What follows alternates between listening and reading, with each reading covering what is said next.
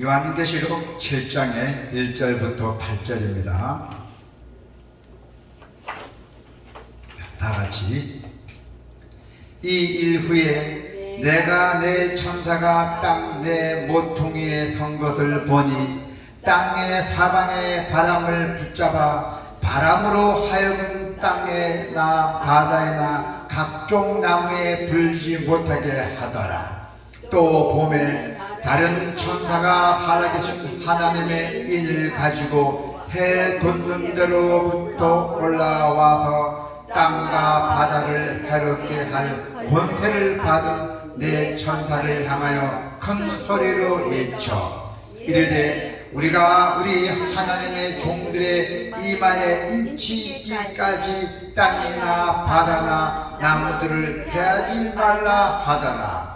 내가 인침을 받은 자의 수를 들으니 이스라엘 자손의 각 지파 중에서 인침을 받은 자들이 14만 4천이니 유다 지파 중에 인침을 받은 자가 1만 2천이요 루이벤 지파 중에 1만 2천이요 각 지파 중에 1만 2천이요 아셀 지파 중에 1만 2천이요 납달리 지파 중에 1만 2천이요 문에세 지파 중에 1만 2천이요 시몬 지파 중에 1만 2천이요 레위 지파 중에 1만 2천이요 이사갈 지파 중에 1만 2천이요 스로볼 지파 중에 1만 2천이요 여호세 지파 중에 1만 2천이요 베냐민 지파 중에 인침을 받은 자가 1만 2천이라.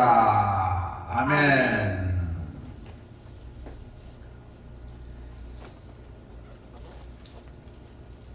하나님께서 인침받은 자들을 다루고 계십니다.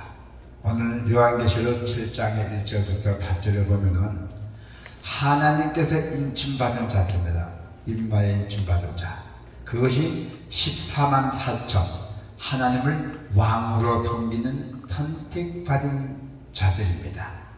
자, 우리 사람들은 소유권을 보장을 받아야 하잖아요. 우리가 이 세상에 살아가면은 나의 재산을 소유권을 보장을 받아야 할 때 도장이나 이런 사인을 사용하잖아요.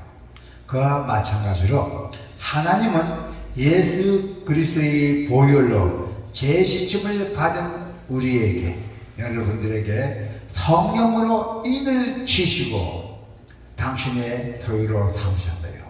성령으로 인을 소유로 삼으셨던 것입니다.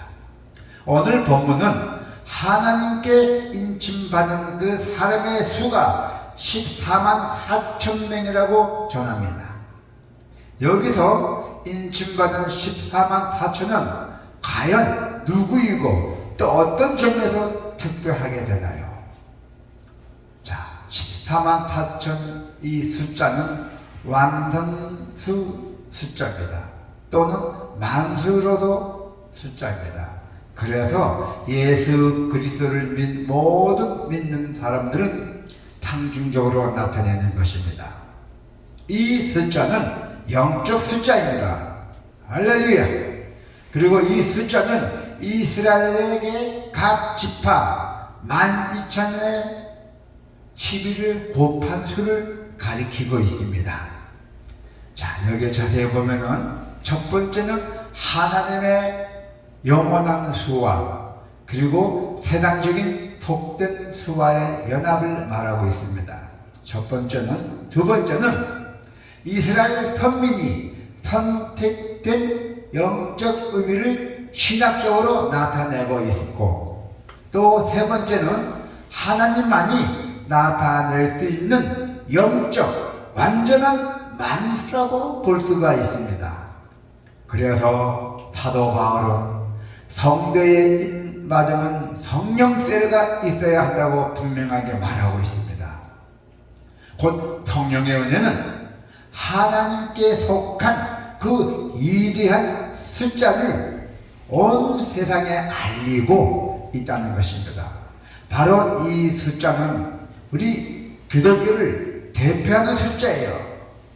그래서 참 그리스천 성령의 인을 맞아야 하는데 그 인 맞은 자는 분명히 기독교인, 기독자가 되어야 된답니다. 기독자. 그래서 거룩한 교리에 연합된 자입니다. 입 맞은 사람들은 14만 4천이니. 자, 그래서 일반적으로 구약에서, 우리 구약 성경에 보면은 구약에서 인장은 중요한 소유의 원천을 나타내고 있고, 또 이것은 곧 하나님의 능력과 권위 밑에 속해 있다는 사실을 표정하고 있다는 것입니다. 그런데 입 맞은 자는, 인을 맞은 자는 성령 세례와 물 세례와 같은 그 깊은 관계를 나타내고 있다는 것입니다. 그것이 곧 성령의 소유물이 된 신앙인에게는 분명한 구원의 물과 또 깊은 관계를 맺고 있다는 것입니다. 자, 성도 여러분, 우리 성도 여러분께서는 거룩한 물과 그 구원함에 이르는 예수 그리스도로 입맞은 14만 4천 명에 속해 들어가야 된다는 것입니다. 여러분들께서는 거룩한 물과 그 구원함에 이르는 예수 그리스도 입맞은 14만 4천 명에 속해야 된다는 것이에요. 주님을 왕으로 고백한 자들이잖아요. 이 14만 4천 명이. 하나님께 불순종하는 자들에게는 심판이 예고되어 있어요. 하나님께서 불순종한다는 것은 하나님을 주인으로 인정하지 않고 살아가고 있다는 것이죠. 하나님께 불순종한 사람은 하나님의 말씀이 아니라 자기 마음대로 소유과 세속적으로 욕심을 따라 살아간다는 것이에요. 제 마음대로. 하나님께 불순종한 사람은 언젠가 그 행위에 대한 아주 혹독한 형벌을 받을 것이라 했어요. 자, 우리는 이와 달리 하나님을 왕으로 인정하는 사람들이 있어요. 예수 그리스도인들은. 그래서 바로 이들은 14만 4천으로 상징되는 하나님의 언약 백성들입니다. 할렐루야. 그래서 예수님은 세상에 오셔서 많은 기적을 보여주셨잖아요. 어마어마한 기적을 보여주셨죠. 그 기적으로 여러분들에게 참된 왕이심을 드러내셨어요. 예수님이 사역하시던 날, 어느 날 말씀을 듣기 위해서 수많은 사람이 5천 명이나 넘는 사람들이 모였어요. 예수님의 말을, 그 말씀을 듣기 위해서. 그 말씀이 바로 오병이요. 예수님의 오병이어로 그들을 배불리도 먹으셨잖아요. 생선 5가지, 빵 한 조각으로 5천 명이나 먹었다는 뜻입니다. 그게 바로 오병이어 사건이에요. 그곳에 있던 사람들은 주님의 그 놀라운 능력에 감복하고 그분을 왕으로 모시려고 원했어요. 이제 믿었던 것이죠. 그러나 예수님은 그들을 피했어요. 피해서 혼자 산으로 올라가셨어요. 저기 하모니 성령 취기도 걸러 올라가셨던 거예요. 예수님을 왕으로 삼으려는 그들의 시대에 어떤 잘못이 있었어요. 5천 명 모인 사람들 그 중에서 예수님을 왕으로 모시기 위해서 어떤 잘못을 했던 예수님이 다 보고 계시잖아요. 그때 예수님이 혼자 산으로 올라가셨던 것입니다. 그래서 예수님이 그들의 어긋난 동기를 보셨고 알고 산으로 혼자 올라가셨어요. 그들은 자신의 욕구를 채우기 위해서 예수님을 필요했던 것이에요. 자신의 욕구를 채우기 위해서. 이 사람이 기적을 이렇게 하니까 이 사람은 잘 데리고 다니면 큰 돈을 벌 수 있겠구나. 그런 욕구를 채우기 위해서 예수님을 필요했던 것입니다. 오늘날 우리 그리스도인이라고 말하는 많은 사람이 보면은 욕망과 필요를 위해서 교회를 나온 사람도 많이 있습니다. 그러나 14만 4천의 백성은 주님께 자기를 굴복시키는 사람들입니다. 나의 자신을 나 잘 다 버리는 사람들이에요. 자, 성도 여러분, 우리는 예수님을 진정한 왕으로 섬기는 백성인지 과연 한 번씩 되돌아봐야 됩니다. 내가 진정한 예수님을 진정한 왕으로 잘 모시고 잘 섬기고 있는지 한번 되돌아봐야 됩니다. 그리고 우리가 주님의 뜻에 굴복해서 그분의 영광을 위해서 우리가 과연 내가 살아가고 있나, 우리가 다시 한번 봐야 돼요. 반드시 우리는 주님의 영광을 위해서 새롭게 살아가기를 결단해야 된다는 것이죠. 주님이 지켜주시는 자들입니다. 14만 4천은 주님이 지켜주시는 성도 여러분들입니다. 14만 4천으로 상징되는 교회는 하나님께 속해 있으면서도 하나님을 거역하는 세상 속에도 존재한대야 돼요. 이 사실은 교회가 세상에서 계속되는 그 환난에 직면하는 뜻이기도 합니다. 지금도 예수님을 믿는다는 이유로 세계 곳곳에 많은 그리스도인들이 순교를 당하고 있습니다. 특히 중국 같은 데는 좀 심하잖아요. 자, 이렇듯 교회의 역사는 고난과 순교의 역사입니다. 교회는 고난과 순교입니다. 그 역사가 깊습니다. 하지만 하나님은 당신의 소유로 인친자들을 보호하고 계세요. 그래서 사도 바울은 감히 누가 우리를 그리스도 사랑에서 떼어놓겠느냐고 반문했잖아요. 사도 바울이 누가 우리 그리스도 사랑에 떼어놓느냐, 우리 형제 자매들을. 세상이 주는 그 어떤 환난이나 역경이나 위험도 결코 우리 예수 그리스도 믿는 사람들은 굴복시킬 수는 없다는 것입니다. 하나님의 예의는. 그래서 우리는 우리를 사랑하시는 주님의 도움을, 우리는 힘을 입어서 모든 시련을 넉넉히 이겨낼 수 있을 줄로 믿습니다.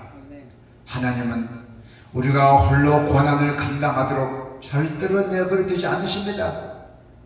우리를 홀로 고난을 감당하도록 내버려두지 않는다는 것이에요. 우리를 위해서 모든 고난을 친히 겪으신 그 주님이 우리의 어려움을 다 알고 계시며, 또 우리가 환난 중에 승리할 수 있도록 지혜와 힘을 공급해 주시고 계신다는 것입니다. 할렐루야. 지금 경제도 어렵잖아요.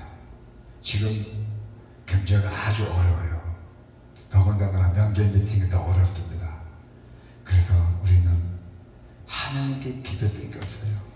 그때 우리가 뭐 도둑질도 할 수도 없잖아요. 도둑질이나 사기나 그때 배워야 돼요. 아무 사람이 못해요.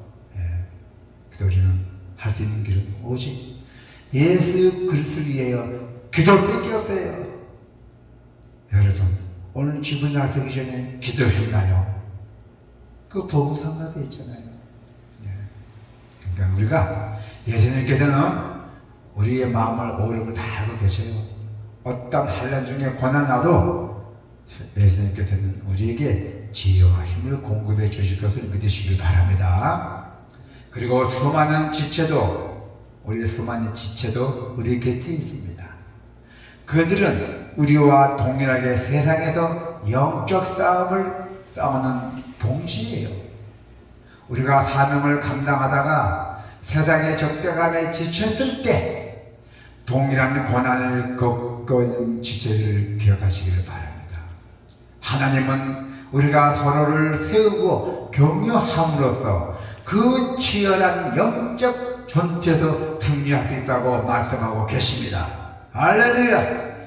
우리가 지체들과 교제를 유지하는 한 하나님께서 우리들에게 보살펴 주신 위로와 보호가 주님 오시는 날까지 우리와 함께 할 것을 믿으시길 바랍니다.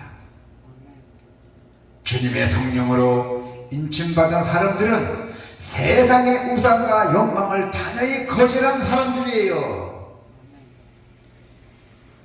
인침받은 사람은 오직 예수 그리스도를 구주와 주인으로 고백하며 입술과 행위로 주님을 높이고 섬기고 있다는 것이에요. 말과 세상을 따르지 않는 주의 백성은 박해와 고난을 당하지만은 하나님은 성령으로 인친 당신들의 백성을 모든 박해와 시련으로부터 안전하게 도와주실 것을 축원드립니다. 아멘. 기도가 있겠습니다.